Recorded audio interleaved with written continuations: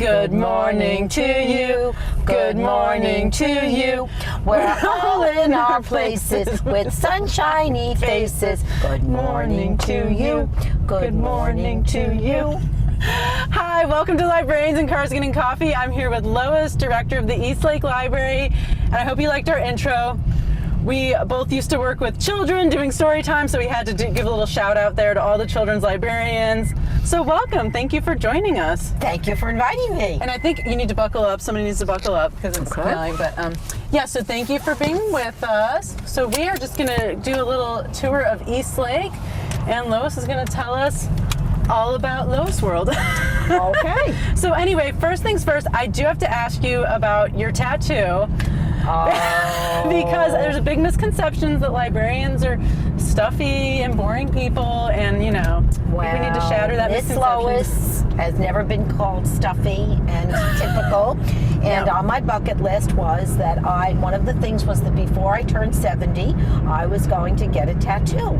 Now, I always thought that I would get the little bookworm since it reflected, you know, my whole life in libraries and such. However, I then found out that Helen Mirren, the actress, got a tattoo of Carpe Diem, meaning seize the day, when she turned 70. And I thought, oh, what a perfect tattoo for me. Yes. And there it is. Oh, that's beautiful. And I only had a year to go until the deadline, so I figured I better get it done this year. So oh, yes. That's it. That's perfect. I love that. Can you tell us a little bit about how you got into working in libraries? Certainly. Well, I was very fortunate to have two careers that I loved. My first career was as an elementary school teacher, and that was something that I aspired to all through elementary school, high school, and college. And I was very fortunate to be a teacher for 18 years up on Long Island. And a neighbor of mine said, Lois, you're so good with children and books and learning. What about the local library? So I went there, and fortunately, it was at a time when they were hiring, and I started out as a librarian trainee, and unfortunately I had to go back for another degree at 40 years old, but being the perennial student, I didn't mind, and I wound up being a children's librarian at a very innovative and forward-thinking library on Long Island at a time when budgets were good and money was no object, which you never hear anymore in libraries. No, never. So I wound up being a children's librarian at Middle Country Library in Center Reach, Long Island, and it was an absolutely wonderful 10-year experience. And then my husband, who had retired, we decided to move down to Florida, and I assumed, well, I can be a librarian anywhere. He could only golf year-round in Florida, so we'll come down here. And after a very short stint in Pasco Library System, I became the head of the children's department at Palm Harbor Library. And that's where I met Gene, who came as the director about 6 months after me. And it was a wonderful blessing to be able to work with him, and the two of us got along great. Both being Italians from New York helped. And we understood each other very well, and I think we learned a lot from each other. And just about 4 years ago, this position as director of Eastlake Library became available. And I have to say that Gene Coppola was one of my biggest cheerleaders. Aww. And told me that, you know, it was the time to move on and move up, and I was fortunate enough to get the position, and I love it. I do miss sometimes being in front of a group of children and being called Miss Lois and having star status, but it's still a wonderful opportunity, and I think I've brought my family-centered philosophy of libraries with me to Eastlake and kind of brought that to the forefront of what's important in libraries today. Absolutely. And speaking of that, I mean, how is the Eastlake community? I mean, how are they utilizing library services? What are your most popular programs? I have to say we kind of run the gamut. Most of it is family-centered programs for preschoolers, for toddlers and infants, and then you have a lot of programs for older people, cultural programs, because really in Eastlake, we are it. We are the cultural center, the community center. It's basically a bedroom community, and if you go along the Eastlake corridor, there really is little else other than the library as the hub of the community. You are going to be undergoing an expansion at the Eastlake Library, right? Yes, we're very excited about that. Eastlake Library, like Palm Harbor Library, is in an unincorporated area. We were so fortunate to have as a guardian angel Senator Jacqueline Bala, who was able to help us get through a $1 million budget appropriation in last year's legislative session. And we are using that $1 million to expand the library by about 2,500 square feet.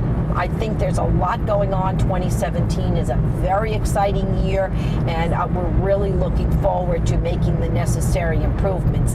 Okay, so I have to ask, since you did transition from a children's librarian to a library director, do you have any advice for other aspiring, not just children's librarians, but librarians that want to move up in administration? Do you have any tips or advice as far as doing that? I think a lot of it has to do with your management style, okay, and listening to the patrons. I mean, first of all, my management style is, I've always said, I work with people, okay? They don't work for me, they work with me.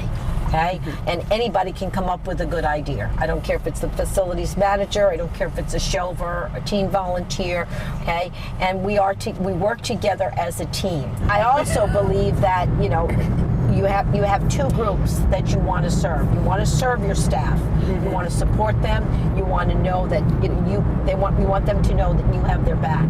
But you also want to be there for the community, okay? Because without the community, without their support, you don't exist. I also think that it begins with children. Okay? Being a children's librarian and a teacher before that, it begins with the children. Okay? You want them to come into the library at a very young age feeling welcome, feeling that it's a warm and safe environment.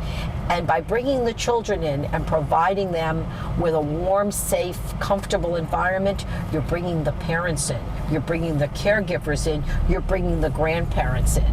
Yes. So this is my whole family-centered philosophy of libraries, that you're not just getting those children in, you're getting that whole extended family coming in as well, and considering the library a vital part of their community. Now, I would consider you a library champion and a library advocate for sure. I really would, because you've done so much. So I have to ask, what advice do you have for other librarians, librarian professionals in this kind of uncertain political climate with, how to be a strong library advocate? What have you done? What has your experience been? You have to be involved in the community. You have to get the community support. And the only way you're going to do that is being involved in the community and making the community aware of what you have to offer. And you have to be involved with your legislators, both at the local and at the national level. And the other thing too is, and something I failed to mention, is to recognize those legislators that do go the extra distance. To have a Senator Jacqueline Bala, be such a huge library champion. Okay, we've been so fortunate. Commissioner Eggers of the Pinellas County Board of County Commissioners has been a champion for libraries, and we need to recognize these people. Okay, and one final question, Lois. Yes. What would you say is your favorite library memory, either working in libraries or just being a library user? Oh my goodness, let me think. There's so many, being in libraries for so many years. I have to say, I probably think that one of the most memorable moments in libraries was when I was up in New York. We were one of the first libraries to create an adaptive toy collection for children with special needs. And when I came down to Florida at Palm Harbor Library, I was able, with the support of the Friends of Palm Harbor Library, to create a collection here as well. And I never forgot the day that a woman came in with her son who had severe cerebral palsy, and she laid him down in the early childhood area, and I told her, I said that we had this collection, and I brought out, it's called a side lyre, and it's a toy that is stimulated by the child's movements with music and lights and noises. And she started to cry to see her child interact with the toy. And to me, that's memorable. To me, that's the kind of thing that's you want to see that happen with every child, that that their face lights up and that they're happy and that, you know, we've done something really good. Oh, that's a really great memory. Wow, to me, that's what it's all about, you know, why I think so many of us get into this field. It's certainly not for the money or prestige, you know, necessarily. It's about those types of moments when you truly make an impact in someone's life. And with that, we're going to close this episode of Librarians in Cars Getting Coffee. Thank you so much, Lois, for joining us. Thank you very much for inviting me. And hopefully we'll see you soon at the Eastlake Library. Yes, come on over. Come on over. Hey, there's yoga today at noon if you want to come. Bye.